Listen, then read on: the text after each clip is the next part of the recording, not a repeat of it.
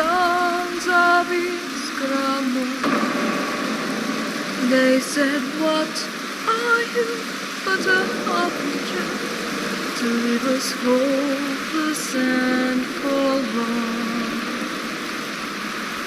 The wolf bore its fangs and spread its claws and tore at its own hide. Drink the blood and become my sons, or by dawn you'll not survive.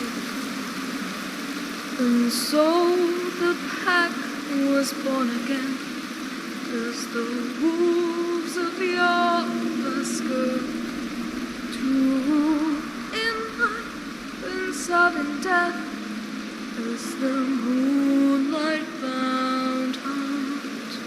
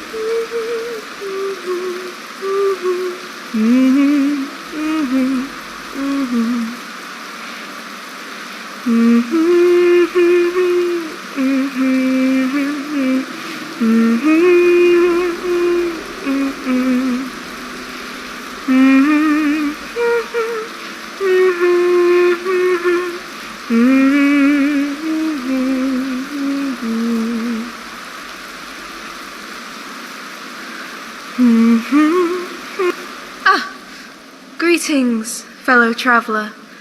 I apologise for my singing. I didn't realise I had an audience. I sometimes fashion myself a bard or a sword singer of legend.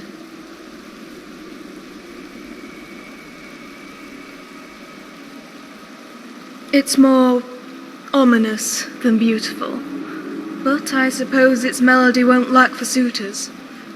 Maybe not now, but in time.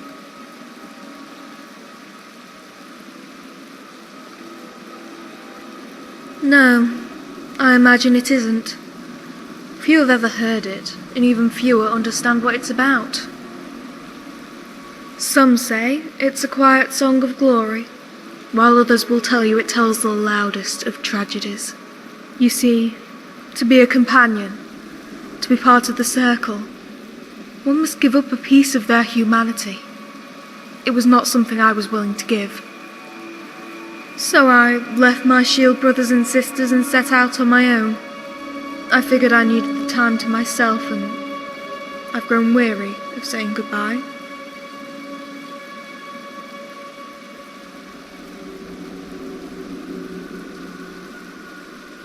Not at all. The choice was easy. I've always been suspicious of easy power.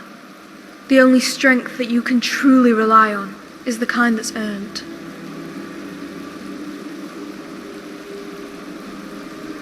No.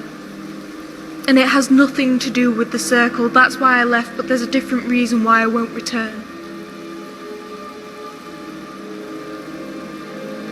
When I was a child, I thought of nothing else but joining the fabled companions. Not out of some desire to be a hero, but because I believed there was no safer place to live than inside the great mead hall of Yavaska.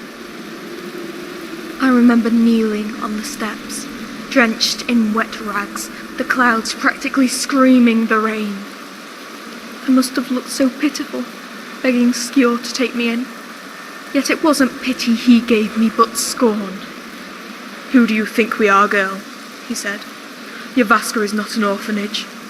And he was right. All my life I'd sought the protection of others, when I should have been learning to protect myself.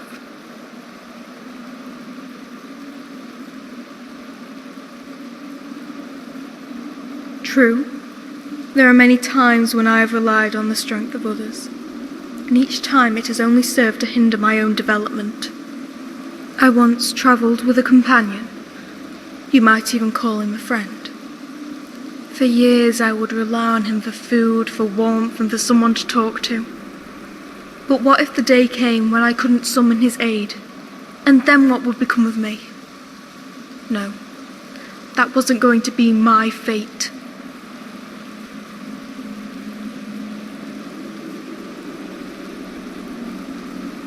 The wolves will recruit any fighter who is strong and virtuous, for there are few in this world who are both. My chance came about 7 summers ago, when the city held a tournament to celebrate the birth of the Jarl's son. I was a girl not even flowered, and the crowd behind me laughed and jeered when I requested to enter my name on the archers list. But all went silent when Jarl and Greymane vouched for me, and paid for my entrance with a dagger from the Skyforge.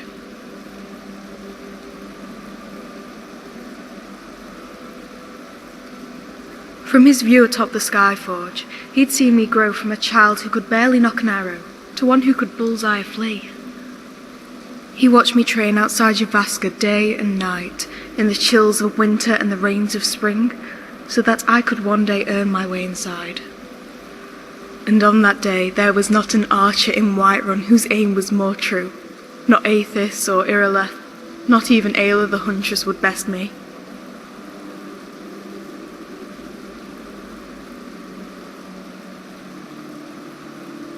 I was fortunate.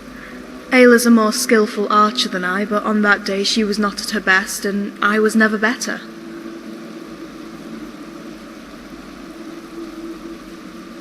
Hardly. In my time with the wolves, I did a lot of small favours, pest control, muscle jobs, or hunting down petty thieves. As someone who spent half her life in the slums and the other half tracking and hunting forest game, this work came easy. Unfortunately, raiding caves, Draugr crypts, ghost ships and spider dens are another matter entirely.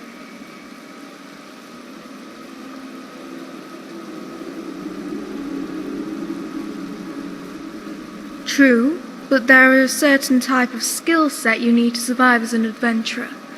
You need to know which mushrooms are food and which ones are poison. You have to learn how to sleep on a bed of rock and with one eye open. And, as a hunter, you have to get used to the idea of being prey. The worst part is, you might spend a week in some crypt and have no treasure to show for it. So you also have to learn to handle disappointment. Yet it's not the size of a cave that worries me, but what lives inside it. Particularly the caves marked by the Falmer.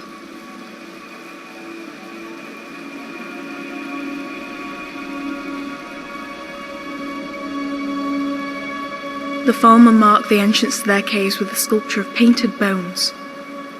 I'm repulsed by it, but I don't think I could venture into a cave if I wasn't sure those things weren't looming beneath. The markings help.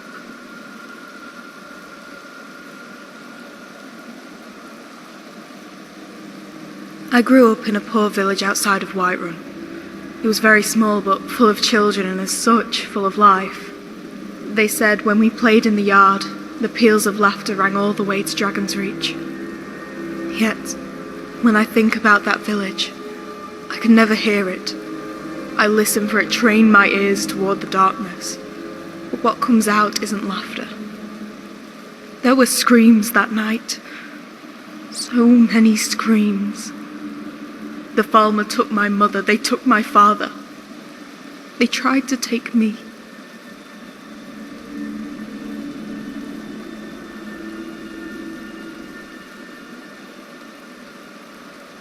Before she took me in, my mother used to light a single sconce by my bed to ward off the dark. I remember the way the light wrapped around its face, how it stood there, tracing its mouth with its tongue. I'm sorry. No more talk about the Falmer. They're foul creatures, and if I never see another, it will be too soon.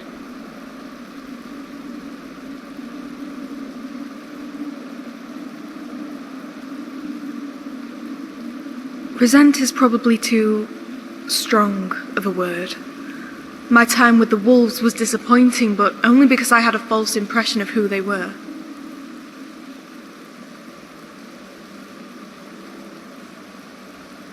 As a child, I thought they could protect me. As a woman, I thought they would groom me. It was naive to think so. Wolves may run in packs, but there's a hierarchy, and a competitive one. Whatever skill or strength I gained, I earned on my own.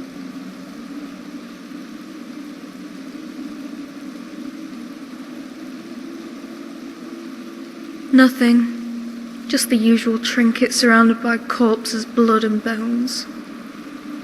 The bandit corpse over there is still fresh. Looks like I arrived here before the wolves could desecrate it. The face on that one looked familiar. I almost thought it was someone I knew. A friend's, cousin's, uncle or something. What does that make us? Strangers. But even the death of a stranger seems like something worth mourning.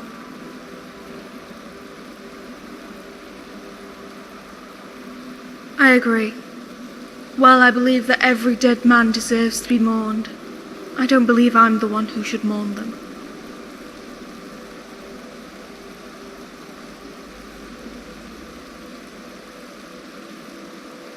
Nothing. The bandit corpse over there is still... The face on that one... What does that make us? I agree. While I believe that every dead man deserves to be mourned, I don't believe I'm the one who should mourn them.